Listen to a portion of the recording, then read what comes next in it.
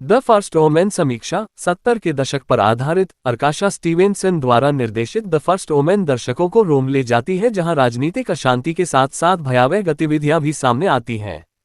1971 के रोम में स्थापित, जब नागरिक अधिकारों का विरोध अपने चरम पर था, द फर्स्ट ओमेन एक प्रेतवादित हवेली में स्थापित सामान्य डराने धमकाने वाली या डरावनी फिल्मों से एक निश्चित प्रस्थान कराता है।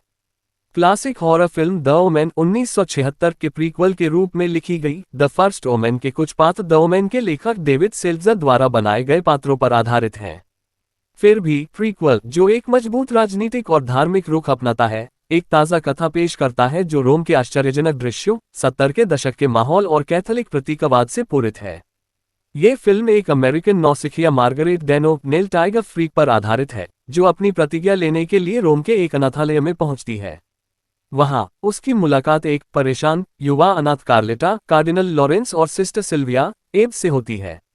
हालांकि जैसे जैसे कहानी आगे बढ़ती है, मार्गरेट अनाथालय के नियमों और सिस्टर सिल्विया के व्यवहार पर सवाल उठाना शुरू कर देती है, जिसमें करुणा का अभाव है। पहले हाफ में बहुत अधिक डर नहीं है, जो एक प्लस है। बहुत ज्यादा डर फिल्म देखने के आनंद को बर्बाद कर देता है और निर्माता इसके प्रति जागरूक दिखते हैं। चर्च और अनाथालय के दृश्य और खौफनाक माहौल डर पैदा करने के मुख्य उपकरण हैं। मार्गरेट जितना अधिक समय अनाथालय में बिताती है, उतना ही वह चर्च और एंटीक्रिस्ट की भयानक वास्तविकता की खोज के करीब पहुंचती है। कथानक दूसरे घंटे में शुरू होता है और आपको अंदर खींचता है। लेखक टिम स्मिथ, अर्काशा और कीथ थॉमस की कहानी चर्च के बुरे उद्देश्यों के बारे में उनके खुलासे के साथ और अधिक गहरी और परेशान करने वाली होती जा रही है।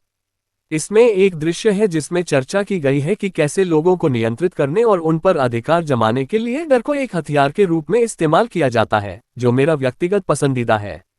अभिनय, मनोरंजक पटकथा और चर्च के कार्यों का भयानक चित्रण हमें बांधे रखता है, भले ही हम जानते हो कि कहानी कैसे समाप्त होगी।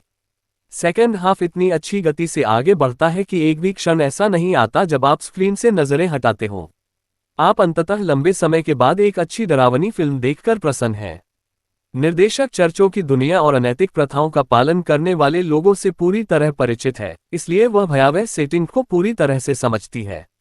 घिसी पिटी और घिसी पिटी बातों के बावजूद भी वह एक अच्छा प्रभाव छोड़ती हैं।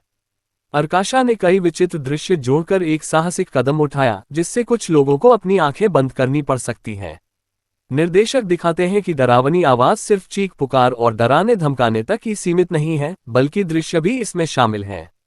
स्टीवेंसन ने दर्शकों को असहज महसूस कराने के लिए मौके का सही इस्तेमाल किया है।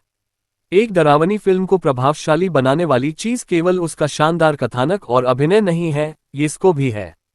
मार्क कोर्वेन का स्कोप बिल्कुल सही है, यह उसी तरह रहस्य और प्रत्याशा का निर्माण करता है जैसे कथा करती है। कुल मिलाकर प्रीक्वल देखने लायक है। द फर्स्ट ओमेन को दिलचस्प बनाने वाली बात इसकी ठोस कहानी है, जो आपको तनाव देने के लिए दिखावटी बातों पर बहुत अधिक निर्भर नहीं करती है। ये सब कैसे शुरू हुआ, इसके बारे में अर्काशा का दृष्टिकोण काफी आकर्षक है, और नेल टाइगर फ्री अपने अविश्वसनीय प्रदर्शन से इसे बेहतर बनाता है। कहानी आपको रोमांचित कर देती है और कुछ दृश्य आपको परेशान कर देते हैं और काफी समय तक आपके साथ बने रहते हैं।